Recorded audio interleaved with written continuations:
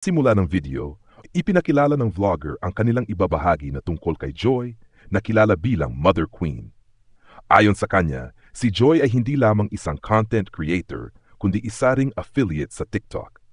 Isa sa mga produkto niyang ino-offer ay ang Velvet Box Lipstick na may iba't ibang shades na pwedeng bumagay sa balat ng mga mamimili.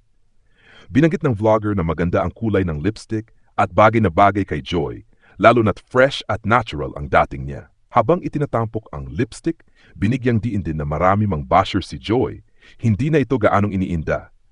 Sa halip, nakikita niyang mas marami ang taong sumusuporta at nagmamahal sa kanya kaysa sa mga naninira.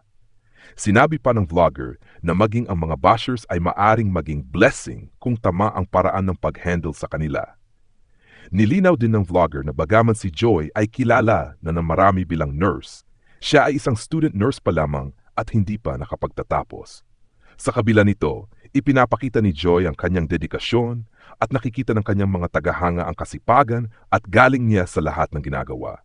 Pinuri ng vlogger ang makeup look ni Joy, partikular na ang kanyang kilay at paggamit ng blush at lipstick.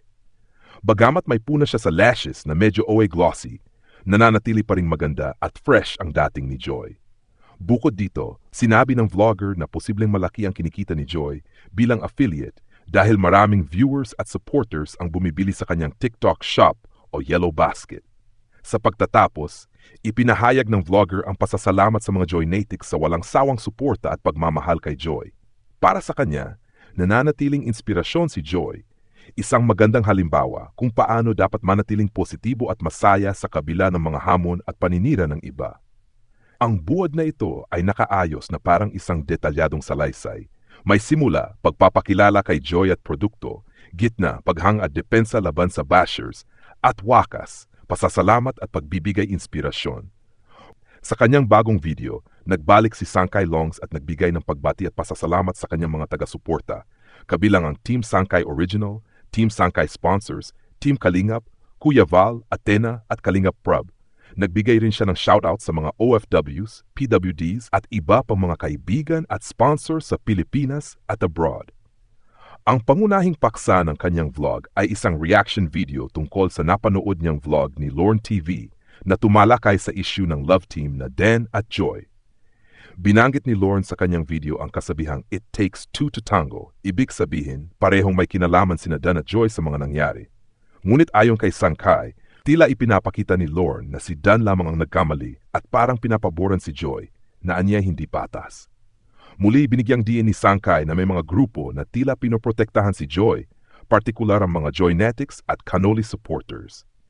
Aniya, ginagamit ni Lorne ang sentimiento at galit ng mga taga-suporta upang makuha ang simpatiya at tuloy-tuloy na suporta sa pera.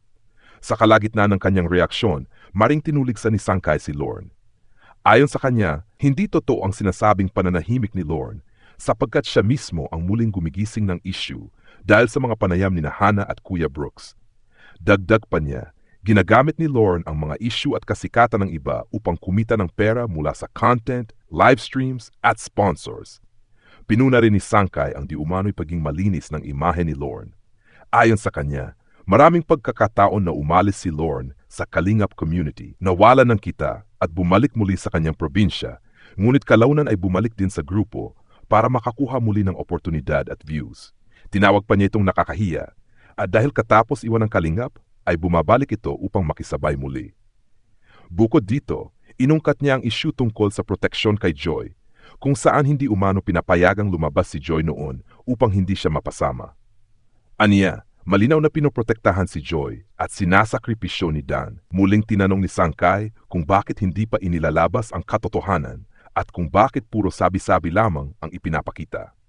Hinamon niya si Lorne na ilabas ang mga sinasabing screenshots at ebidensya kung tunay na mayroon.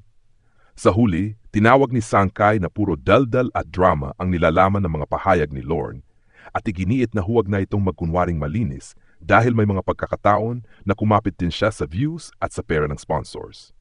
Pinayuhan niya itong tigilan na ang pagpapaikot sa mga issue at pagangkin ng katotohanan sapagkat malinaw daw na ginagamit lamang nito ang sitwasyon para sa sariling kapakinabangan.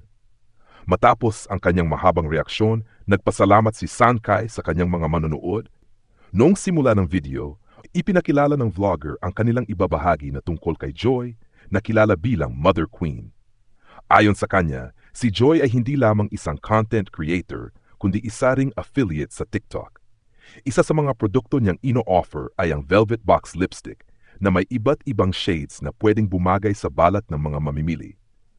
Binanggit ng vlogger na maganda ang kulay ng lipstick at bagay na bagay kay Joy, lalo na't fresh at natural ang dating niya. Habang itinatampok ang lipstick, binigyang diin din na marami mang basher si Joy, hindi na ito gaanong iniinda. Sa halip, nakikita niyang mas marami ang taong sumusuporta at nagmamahal sa kanya kaysa sa mga naninira. Sinabi pa ng vlogger na maging ang mga bashers ay maaring maging blessing kung tama ang paraan ng pag-handle sa kanila. Nilinaw din ng vlogger na bagaman si Joy ay kilala na ng marami bilang nurse, siya ay isang student nurse pa lamang at hindi pa nakapagtatapos. Sa kabila nito, ipinapakita ni Joy ang kanyang dedikasyon at nakikita ng kanyang mga tagahanga ang kasipagan at galing niya sa lahat ng ginagawa. Pinuri ng vlogger ang makeup look ni Joy, partikular na ang kanyang kilay at paggamit ng blush at lipstick. Bagamat may puna siya sa lashes na medyo OA glossy, nananatili pa ring maganda at fresh ang dating ni Joy. Bukod dito, sinabi ng vlogger na posibleng malaki ang kinikita ni Joy bilang affiliate dahil maraming viewers at supporters ang bumibili sa kanyang TikTok shop o Yellow Basket. Sa pagtatapos, ipinahayag ng vlogger ang pasasalamat sa mga Joynatics sa walang sawang suporta at pagmamahal kay Joy. Para sa kanya, nananatiling inspirasyon si Joy, isang magandang halimbawa kung paano dapat manatiling positibo at masaya sa kabila ng mga hamon at paninira ng iba. Ang buwad na ito ay nakaayos na parang isang detalyadong salaysay. May simula, pagpapakilala kay Joy at produkto, gitna, paghang at depensa laban sa bashers, at wakas, pasasalamat at pagbibigay inspirasyon. Sa kanyang bagong video, nagbalik si Sangkay Longs at nagbigay ng pagbati at pasasalamat sa kanyang mga taga-suporta, kabilang ang Team Sangkay Original, Team Sangkay Sponsors, Team Kalingap, Kuya Val, Athena at Kalingap Prab. Nagbigay rin siya ng shoutout sa mga OFWs, PWDs at iba pang mga kaibigan at sponsors sa Pilipinas at abroad. Ang pangunahing paksa ng kanyang vlog ay isang reaction video tungkol sa napanood niyang vlog ni Lorne TV na tumalakay sa issue ng love team na Den at Joy. Binanggit ni Lorne sa kanyang video ang kasabihang "It takes two to tango", ibig sabihin parehong may kinalaman sina Dan at Joy sa mga nangyari. Ngunit ayon kay Sangkay, tila ipinapakita ni Lorne na si Dan lamang ang nagkamali at parang pinapaboran si Joy na anya hindi patas. Muli binigyang diin ni Sangkay na may mga grupo na tila pinoprotektahan si Joy, partikular ang mga Joynatics at Canoli supporters. Aniya, ginagamit ni Lorne ang sentimiento at galit ng mga taga-suporta upang makuha ang simpatiya at tuloy-tuloy na suporta sa pera. Sa kalagitnaan ng kanyang reaksyon, maring tinuligsa ni Sangkay si Lorne. Ayon sa kanya, hindi totoo ang sinasabing pananahimik ni Lorne sapagkat siya mismo ang muling gumigising ng issue dahil sa mga panayam ni Hana at Kuya Brooks. Dagdag pa niya, ginagamit ni Lorne ang mga issue at kasikatan ng iba upang kumita ng pera mula sa content, live streams at sponsors. Pinuna rin ni